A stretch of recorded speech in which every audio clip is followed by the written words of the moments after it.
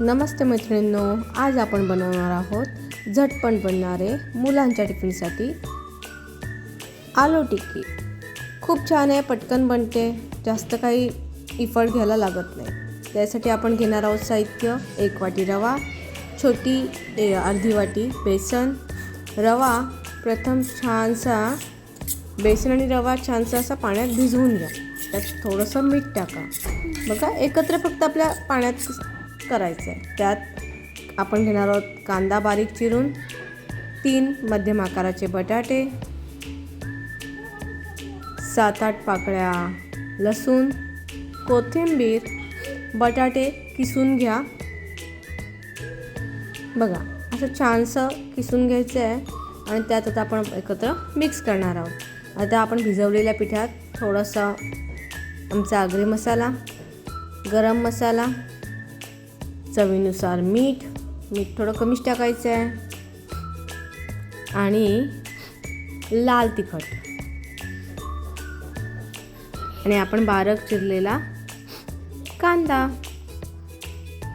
आता त्यात आपण किसून ठेवलेला बटाटा सुद्धा एकत्र करून घेऊया। सगळं व्यवस्थित एकत्र करून घ्या आणि आपण त्यात लसूण आणि मिरची ठेचून घ्यायची आहे। जास्त मिरची घेऊ नका, मुलांना खायचं मग तिखट नको जास्त। आणि आपली कोथिंबीर बारीक चिरून त्यात मिक्स करून घ्या। पहा, फोर्कने एकत्र केल्यानंतर आपल्या हाताने त्याला छानसा एकत्र करून घ्या। हाताने, कारण त्याची एक टिक्की बनण्यासाठी त्याला एकदम आट्याचा डो तयार करायचा आहे। त्याचा खूप छान डो तयार होतो। हे पहा, अगदी सुंदरसा असा डो तयार होतो। त्याच्या छोट्या छोट्या टिक्क्या करायच्या। तुम्हाला डीप फ्राय करायचं असेल डीप फ्राय करा, ऑइली खायची इच्छा नसेल तर पॅनवर थोडंसं तेल घ्या आणि त्यात शॅलो फ्रायसुद्धा करू शकता। छोट्या छोट्या टिक्की तयार करायची आणि फ्राय करून घ्यायची। हे बघा, खूप एकदम बाइंड छान होते आणि स्लो गॅसवर केल्यानंतर एकदम क्रिस्पी लागते।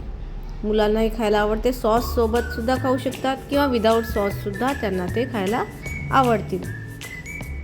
हे पहा, 1 वाटी सुजीनं आणि आपल्या 3 बटाटे भरपूर टिक्की होतात।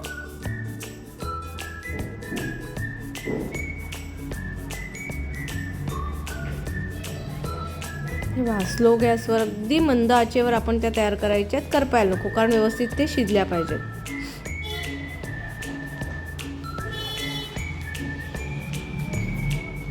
एका बाजूने परतल्यानंतर आपण त्यांना पलटून घेऊया। आपण दोन्ही बाजूनी व्यवस्थित त्यांना शेकून घ्यायचं आहे। हे पहा, एकदम क्रंची आणि कडक राहते ती, आणि बटाटा असल्यामुळे मुलांना फार आवडतं। तुम्हाला तरीसुद्धा त्याच्यामध्ये काही भाज्या ॲड करायच्या असतील, गाजर खिसून टाकायचं असेल तर ते सुद्धा तुम्ही खिसून टाकू शकता। शाळेतून संपलेला टिफिन पाहायला जर तुम्हाला आवडला असेल तर लाईक, सबस्क्राईब नक्की करा आणि शेअरसुद्धा करा।